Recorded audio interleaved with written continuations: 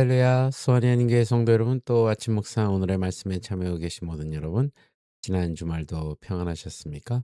새로운 은혜를 기대하는 복된 월요일 아침입니다. 새롭게 시작되는 한 주간에도 주님의 인도하심을 따라 걸으며 소망과 기쁨이 가득한 복된 하루가 되시길 바랍니다. 오늘 주님께서 저희들에게 주시는 본문 말씀은 고린도전서 15장 29절에서 34절까지의 말씀입니다. 영원을 준비하는 오늘이라는 제목으로 여러분들과 함께 또 은혜를 나누도록 하겠습니다.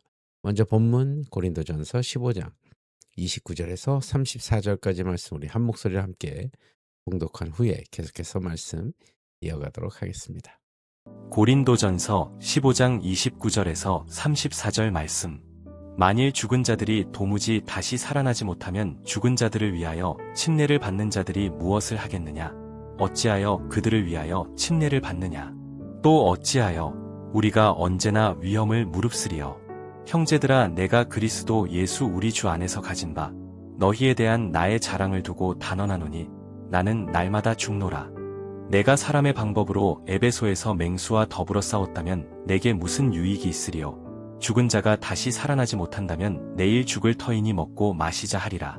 속지 말라. 악한 동무들은 선한 행실을 더럽히나니 깨어 의를 행하고 죄를 짓지 말라. 하나님을 알지 못하는 자가 있기로 내가 너희를 부끄럽게 하기 위하여 말하노라. 아멘. 우리는 매일 수많은 선택을 하며 살아갑니다. 세상은 우리에게 인생은 한 번뿐이기 때문에 지금의 이 순간을 즐겨라라고 얘기합니다. 또 손해보는 일은 하지 말라라고 속삭이죠. 만약 죽음이 모든 것의 끝이라면 세상의 이러한 조언은 매우 합리적입니다. 굳이 내 권리를 포기하고 남을 위해 희생하고 또 좁은 길을 걸어갈 이유가 전혀 없기 때문입니다.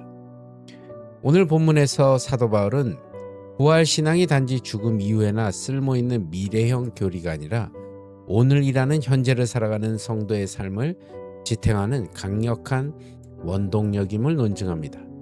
만약 부활이 없다면 우리가 교회 안에서 행하는 열심과 복음 때문에 받는 고난, 그리고 치열하게 지켜내는 거룩한 삶이 얼마나 모순적이고 허무한 것인지를 역설하면서 성도들의 그 잠든 소망을 깨우고 있습니다.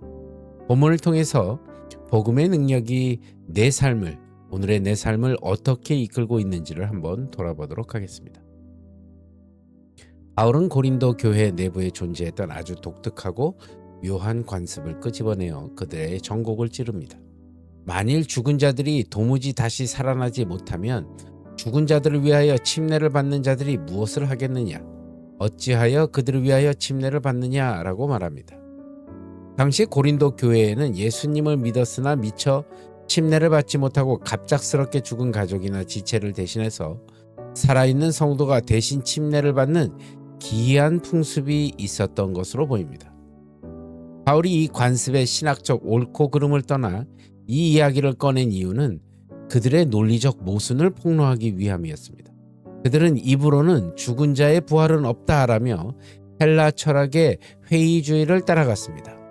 그러면서도 정작 행동으로는 죽은 이들의 영적인 유익과 내세의 복을 바라며 대리 침례를 행하고 있었습니다. 사상과 삶이 따로 노는 철저한 불일치였습니다. 우리의 신앙도 마찬가지입니다. 부활에 대한 확고한 소망이 배제된 채 행하는 모든 종교적 활동이나 헌신, 봉사는 알맹이 없는 껍데기이자 모순에 불과합니다. 우리가 하나님 나라를 위해 시간과 물질을 들이고 열심을 내는 모든 수고는 죽음 넘어 영원한 부활의 상급이 있다는 확신 위에서만 비로소 참된 가치와 의미를 가집니다. 바울은 자신이 복음을 전하며 겪어야 했던 처절한 삶의 현실을 고백합니다. 또 어찌하여 우리가 언제나 위험을 무릅쓰리요? 형제들아, 내가 그리스도 예수 우리 주 안에서 가진 바 너희에 대한 나의 자랑을 두고 단언하노니 나는 날마다 죽노라 라고 이야기합니다.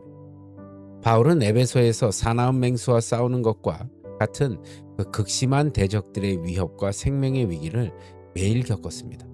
사도로서 누릴 수 있는 안락함을 모두 포기한 채 밤낮으로 쫓겨다녔습니다. 바울은 자문합니다.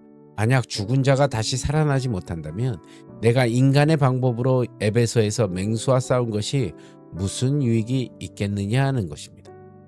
죽음으로 모든 인생이 소멸되어 버린다면 차라리 내일 죽을 터이니 먹고 마시자 하며 쾌락을 쫓는 삶이 훨씬 이성적이고 똑똑한 선택입니다.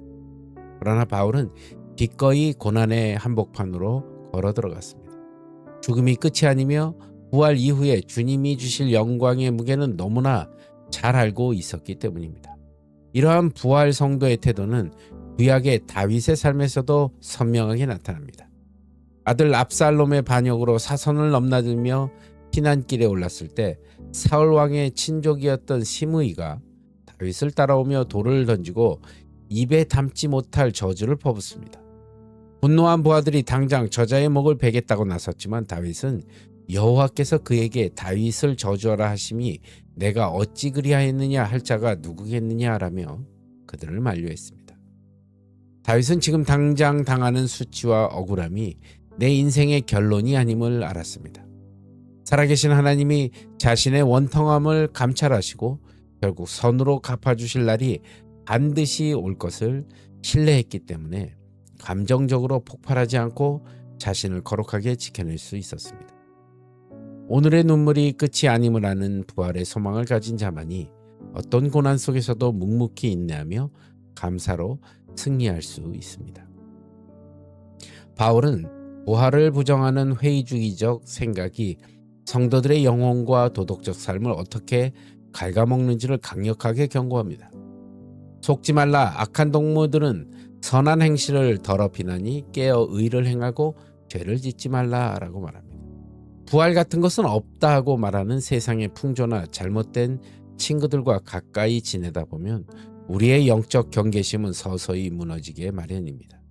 내세에 대한 소망이 사라진 자리에 스며드는 것은 결국 인생은 짧으니 그저 즐기다 가면 끝이다라는 방탕함과 이기주의입니다. 이처럼 잘못된 신앙과 믿음은 반드시 잘못된 삶의 태도로 직결됩니다. 부활을 믿지 않는 사람들에게 오늘이라는 시간은 그저 아무 의미 없이 소비하고 지나가는 허무한 단위에 불과합니다. 그러나 부활을 확신하는 성도에게 오늘은 장차 마주할 영원한 하나님 나라를 정결하게 준비하는 거룩한 기회의 시간입니다. 그렇기에 성도는 세상과 똑같은 방식으로 살지 않고 날마다 영적인 삶에서 깨어나 의를 행하며 죄를 멀리하는 구별된 거룩함을 선택합니다. 이것이 바로 부활의 소망을 가진 자들이 세상을 살아가는 방법입니다. 사랑하는 성도 여러분, 우리가 세상의 달콤한 유혹을 단호하게 거절하고 사명의 좁은 길을 묵묵히 걸어갈 수 있는 유일한 이유는 우리 눈앞에 펼쳐질 부활의 영광 때문입니다. 부활이 확실하기에 하나님을 향한 우리의 눈물 흘린 섬김과 이름 없는 헌신은 결코 허무하게 사라지지 않으며 반드시 가장 풍성한 생명의 열매로 맺히게 될 줄 믿습니다. 지금 우리의 삶을 정직하게 비춰보십시오. 나는 참된 부활의 소망에 붙들려 고난 중에도 찬송하며 오늘을 영원으로 채워가고 있으십니까? 아니면 이 땅의 삶이 전부인 것처럼 세상 사람들과 똑같이 염려하고 비교하며 당장의 안락함만을 쫓아 살아가고 있으십니까? 만약 내 영혼이 세상의 가치관에 물들어 잠들어 있다면 이제 영적인 단잠에서 깨어나십시오. 부활을 부정하는 세상의 악한 흐름 속에서 믿음의 지체들과 함께 서로 말씀으로 붙들어주며 거룩함을 추구하시기 바랍니다. 주님이 약속하신 흔들리지 않는 부활의 반석 위에 굳게 서서 오늘 우리에게 주어진 삶의 자리에서 고난을 돌파하고 거룩을 증명해내는 복된 성도님들이 되시길 우리 주 예수 그리스도의 이름으로 간절히 축복합니다. 기도하겠습니다. 주님, 오늘도 주신 말씀 감사합니다. 부활의 주님을 붙들고 나아가 승리하는 귀하고 복된 하루가 될 수 있도록 인도하여 주시옵소서. 모든 것 주님께 감사드리오며 나사렛 예수 그리스도를 받들어 간절히 기도드리옵나이다. 아멘. 여러분 오늘 하루도 주님의 뜻 안에서 승리하시고요. 저는 내일 또 같은 시간에 말씀으로 찾아뵙도록 하겠습니다. 그 안에서 평안하십시오. 샬롬.